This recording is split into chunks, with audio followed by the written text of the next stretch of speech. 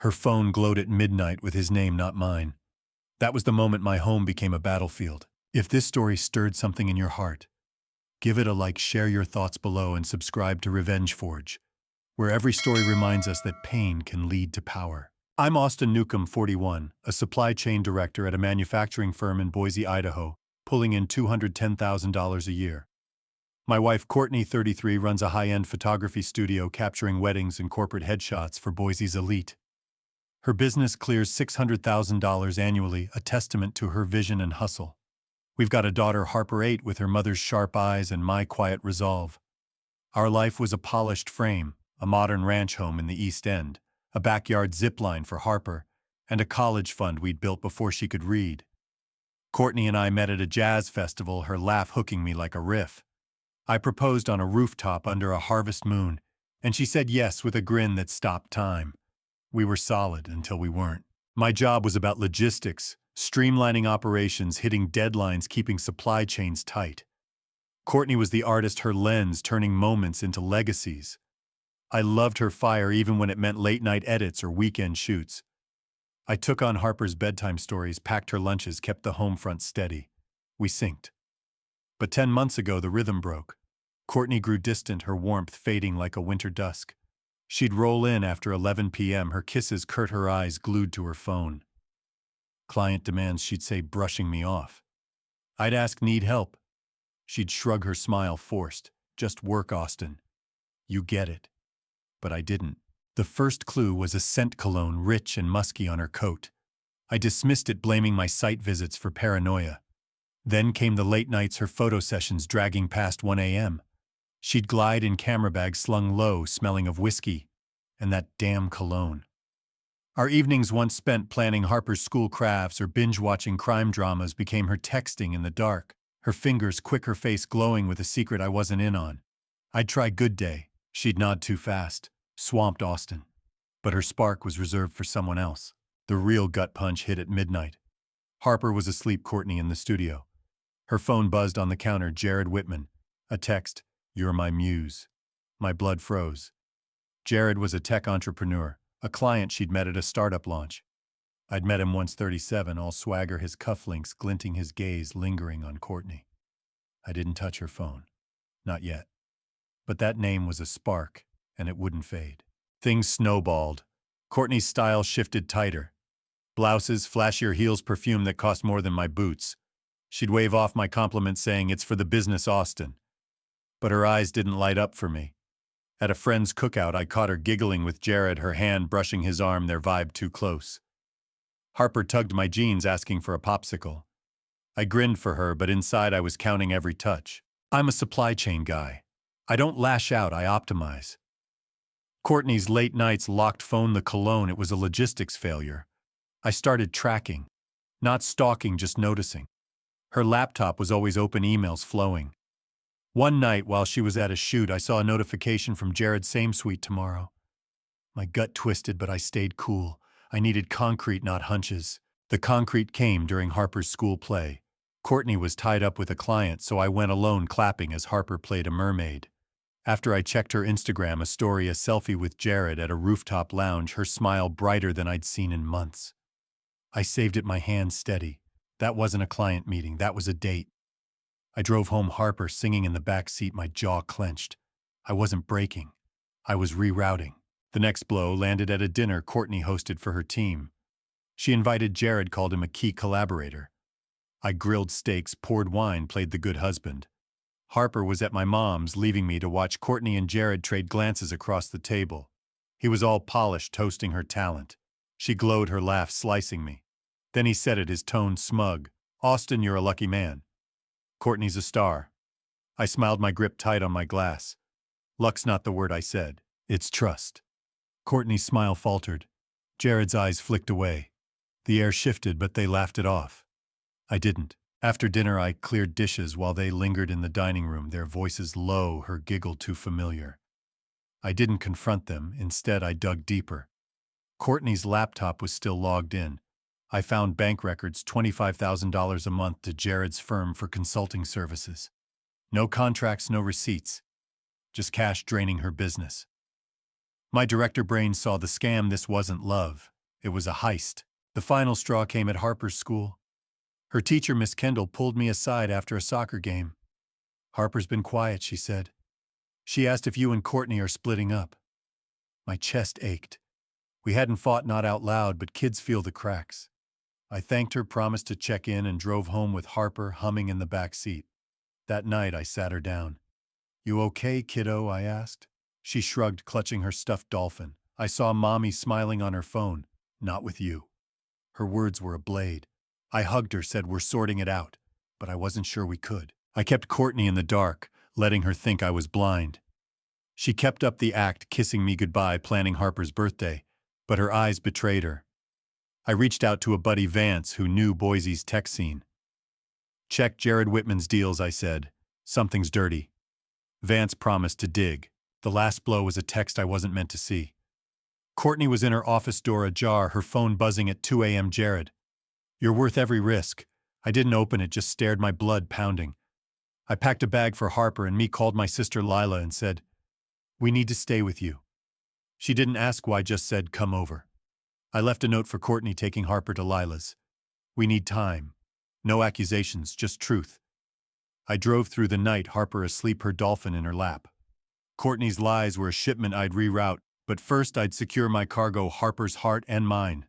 Lila's guest room in her Meridian split-level home was a refuge, its hardwood floors and soft lamplight a buffer against the betrayal I'd left in Boise. Harper slept on a twin bed, her stuffed dolphin tucked under her arm, her gentle snores steadying my pulse. I sat at the kitchen island, my laptop glowing, Courtney's texts piling up like a stack of bad invoices. "Austin, where are you? I'm sorry, we need to talk. Harper needs me." I didn't reply. Silence was my leverage, and I was plotting each step with the precision of a man who'd spent years untangling supply chains. Morning broke and I got Harper to school, her backpack bouncing as she waved from the curb. I drove to a diner, its neon sign flickering, and called Vance, my friend in Boise's tech scene. "Jared's deals are shaky," he said, his voice low. "He's using Courtney's payments to float a virtual reality startup over budget, no patents. Her $25,000 a month is the only thing keeping it alive." My grip tightened on my coffee mug. "She's in on it?" I asked. Vance paused. "Can't tell. Either she's his dupe or she's playing along. I'll dig deeper." I thanked him, my mind racing. Courtney's photography studio was her empire, netting $600,000 a year. Was she burning it for Jared or part of his con? Courtney didn't ease up. She showed up at Lila's that afternoon, her face, bare eyes shadowed no trace of her studio queen polish. "Austin, let me see Harper," she said, standing on the steps, her voice cracking. I leaned against the railing, arms crossed. "She's at school. Saturday, my terms." She nodded, biting her lip. "I'm trying to make this right," she said. I didn't flinch. "Start with the truth," I said, turning away. Her car lingered in the driveway, but I didn't look. I had a supply chain to reroute. Harper was my anchor. That night I took her to an arcade, her eyes wide as she played skee-ball, her laughter loosening the knot in my chest. "Can Mommy come next time?" she asked, clutching her prize tickets. I forced a smile. "We'll see, kiddo." Her question stuck, a reminder of what I was fighting for. Harper deserved her mom, but Courtney's lies were a wall I couldn't breach, not yet. I tucked her in her dolphin beside her and vowed to keep her world steady. Vance called the next day, his tone urgent. "Jared's VR startup is a shell," he said. "He's funneling Courtney's cash to cover debts from a failed crypto app in Seattle. No contracts, just wire transfers. She's not listed as a partner." My blood ran cold. "She's being played?" I asked. Vance hesitated. "Maybe. Or she's covering her tracks. I found an email she told Jared to keep her off the books." "Looks like a dodge." I thanked him, my whiskey untouched. Courtney wasn't just cheating, she was either a mark or a schemer. I didn't confront her. Instead, I reached out to a colleague, Nora, who knew Boise's startup scene. "Check this VR project," I said, sending her Jared's details. Quietly. She agreed, no questions asked. Meanwhile, I kept digging. Courtney's cloud drive was still accessible from when I'd helped with her studio's bookkeeping. Late at night, I found more payments, $75,000 total, wired to Jared's accounts. No invoices, just vague labels like creative services. My director brain screamed this was a scam and Courtney was either the victim or the accomplice. The first twist came at Harper's school. Her teacher, Miss Kendall, called me in after class. Harper wrote a story, she said, handing me a paper. It was about a girl whose parents kept secrets. My chest tightened. She mentioned seeing Mommy with a man. Miss Kendall added, her voice soft. Not you. My throat closed. I thanked her, promised to talk to Harper, and drove home, the story in my passenger seat like a warning. That night I sat Harper down. You okay, champ? I asked. She shrugged, clutching her dolphin. I saw Mommy laughing with someone. Not you. Her words were a knife. I hugged her, said we're sorting it out. But I wasn't sure we could. Courtney kept showing up for Harper, not me. She came to Harper's soccer practice, cheering from the bleachers, her voice hoarse when Harper scored. She brought her favorite granola bars, stayed for every goal, didn't push to talk to me. I watched, looking for the lie, but her effort seemed real. Harper ran to her after hugging her tight. I let it happen, but my guard stayed up. Courtney's text to Jared, "You're my muse," still seared my mind. The second twist hit when Nora called. Jared's VR startup is a front, she said. He's using Courtney's money to pay off a high-stakes gambling debt, online poker underground circuit. She's not on any paperwork. My jaw tightened. She's a victim. Nora paused. Maybe. Or she's hedging her bets. I found an email. She asked Jared to handle the finances quietly. Hard to tell. I thanked her, my mind spinning. Courtney's business was at stake and Jared was playing with fire. I didn't confront her. Instead, I contacted a friend, Cole, who knew Boise's tech underbelly. Look into Jared's gambling, I said. Something's dirty. Cole promised to dig. Meanwhile, I kept my moves hidden. Courtney asked to take Harper to a pottery class the next day. I agreed, but tagged along, keeping my distance. Harper shaped a clay bowl, Courtney guiding her hands, their laughter soft. She looked at me once, her eyes searching. I'm trying, Austin, she said. I nodded, my voice flat. Keep trying. I didn't tell her about Nora, the gambling, or the trap I was setting. The third twist came from Lila. We were grabbing coffee at a strip mall when she dropped a bomb. Jared's engaged, she said, pulling up a social media post on her phone. There it was, a photo of Jared with a woman mid-30s, a diamond flashing on her finger. Caption, "My forever starts now." My stomach churned. Jared wasn't just cheating on Courtney, he was betraying another woman too. I took a sip, my voice steady. Who's she? Lila shrugged. Some PR consultant, lives in Eagle. Name's Elise. I saved the post, my jaw tight. Jared was juggling 2 lives, maybe more. I contacted Elise through a careful message. I'm Austin Newcomb.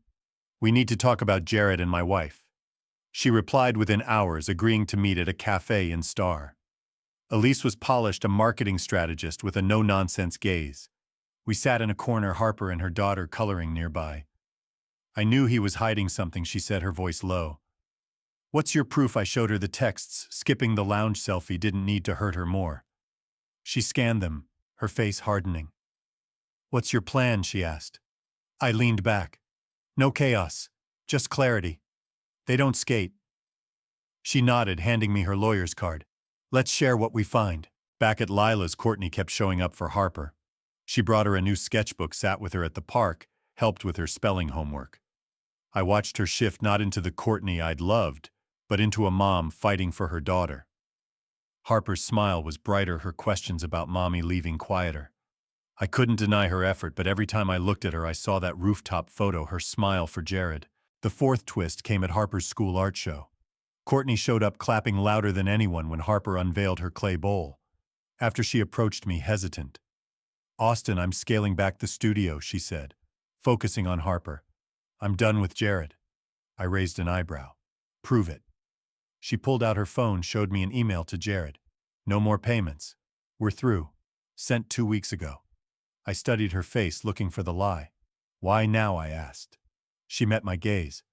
Because I lost you. I won't lose her. I didn't respond, just nodded and walked away.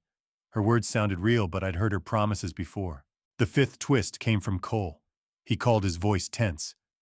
Jared's gambling debt is tied to a shady lender in Spokane, he said. Courtney's money's keeping him afloat, but she's not on the books. If it crashes, she's out $75,000. My jaw tightened. She's implicated. Cole paused. Not directly. Her money's clean, but she's a witness. If she cooperates, she's clear. I thanked him, my mind spinning. Courtney wasn't just a mark, she was a loose end in Jared's high-stakes game. That night, Elise texted Jared's pitching the VR startup tomorrow. Boise, 6 p.m. He's selling shares. I saw my chance, not a fight, but a surgical strike. I called Nora. Get me into that pitch, I said. She hesitated, then agreed. It's invite only, but I know a guy. Dress sharp. I hung up, my jaw set. Courtney's lies, Jared's scam, they were about to hit a dead end. I wasn't breaking anything. I was rebuilding justice piece by piece for Harper, for me, for the truth. The Boise skyline shimmered beyond the sleek conference room's glass walls, a mosaic of ambition under a starless dusk. I stood at the back of Jared Whitman's investor pitch, my suit pressed my face, a mask of steel. Jared owned the room, his voice slick as he hyped his virtual reality startup charts, flashing promises of exponential growth. Courtney's money, $75,000, was the fuel for his lie. My phone held the evidence text, bank records, Elise's lawyer's dossier. This wasn't about vengeance. It was about precision, like rerouting a failing supply chain. One strike and Jared's scam would implode. Nora had gotten me in through a contact, a favor I'd owe later. Elise's lawyer had traced shell accounts, inflated projections, proof Jared was siphoning Courtney's payments. I'd added my own, the text, the rooftop selfie, the consulting invoices that were pure fiction. It was a digital guillotine, and I held the rope. During a break, I slipped the AV tech a USB and $200. Run this when I nod, I said. He pocketed the cash, eyes neutral. Jared resumed his pitch, soaring. This is the future of tech, he said, gesturing to a VR headset demo. I gave the tech a nod. The screen glitched, then exploded with my evidence text, wire transfers, Elise's findings. The room froze, investors whispering as Jared's polish cracked. Technical issue, he stammered, but the slides kept rolling, his fraud laid bare. I didn't linger to watch him flail. I walked out, the city's pulse matching mine. By dawn, X was alive with buzz about the pitch's collapse, a Reddit stories thread dubbing it the stealthiest takedown of a tech bro yet. Courtney called at 6 a.m., her voice quaking. Austin, what did you do? I was at Leela's, Harper asleep, her dolphin by her side. I exposed his lies, I said, my tone cold. Your studio's safe now, no debt to me. She was silent, then whispered, I didn't know he was scamming. I didn't respond. Her tears were too late, her words too hollow. Elise texted an hour later. Jared's startup is dead. Investors bailed. He's dodging creditors. I felt no thrill, just a nod to justice. Jared's empire was dust, but Courtney's was wobbling. She'd poured $75,000 into his con money her photography studio couldn't spare. I didn't want her destroyed, just accountable. I called my lawyer, updated the divorce papers, but held off filing. Harper was my guide, and I needed to see Courtney's next move. She showed up at Lila's that afternoon, no gloss, just jeans and a weary gaze. I'm selling the studio, she said, standing on the porch. It's tainted. I'm starting over for Harper. I crossed my arms, unconvinced. And Jared. She shook her head. He's gone. I ended it weeks ago. She showed me an email to Jared. No more contact. Done. Sent a month back. I studied her face, hunting for the lie. Why should I believe you? I asked. She met my eyes. You shouldn't. But I'll prove it. Courtney started proving it. She showed up for Harper's soccer games, shouting her name when she scored, bringing her favorite juice pouches. She helped with Harper's art projects, sat through her piano recital, even braided her hair before school. I watched her shift, not into the Courtney I'd loved, but into a mom fighting for her daughter. Harper's drawings at school changed, no more jagged lines, just 3 stick figures under a tree. I couldn't ignore it, but trust was a chasm too wide. That rooftop selfie, her smile for Jared, still haunted me. The first twist came from Nora. We met at a diner, her laptop open. Jared's VR scam wasn't just about debts, she said. He was using Courtney's money to fund a shady crypto wallet, unregulated, high risk. Her cash was his hedge. My jaw tightened. She knew. Nora shrugged. Doubtful. I found an email. She asked Jared to handle the investments quietly. Could be ignorance, could be cover. I leaned back, processing. Courtney wasn't just a victim, she'd been complicit, at least on the fringes. I didn't confront her. Instead, I shared Nora's findings with Elise. Jared's crypto wallet's under scrutiny, she said over the phone. My lawyer's working with the feds, fraud, maybe money laundering. Courtney's clear, but she's a witness. My stomach dropped. She's safe. Elise paused. If she testifies. You okay? I nodded, though she couldn't see. For Harper, yeah. We weren't partners, just two people burned by the same liar. The second twist hit at Harper's school. Her principal, Mrs. Hargrove, pulled me aside after a parent meeting. "Harper's been talking about a visitor," she said, her tone careful. "She mentioned a man at your house." My blood chilled. "Who?" Mrs. Hargrove hesitated. "She called him Jared." I thanked her, my hands steady but my mind racing. Courtney had sworn Jared was gone, but Harper's words painted a different picture. Was she lying again? Or was Jared still lurking? I didn't ask Courtney. Instead, I checked Harper's tablet synced to our family cloud. There was a photo timestamped last week, Courtney and Jared in our backyard, arguing, Harper in the background with her crayons. "You used me," Courtney said, her voice sharp. Jared smirked. "You loved it." I saved it, my supply chain brain kicking in. Jared wasn't just a con man, he was a predator refusing to let go. I drove to Courtney's studio, now half empty as she downsized. She was there packing camera gear. "Austin," she said, startled. I didn't sit. "Harper saw Jared at our house," I said, my voice low. "Last week. Explain." Her face paled, her hands dropping a lens. "He showed up, Austin. I told him to leave. Harper wasn't supposed to see." I showed her the photo. She did. Her eyes filled with tears. "I'm sorry," she whispered. "I'm trying to fix this." I didn't respond, just walked out, her sobs trailing behind me. The third twist came from Elise's lawyer.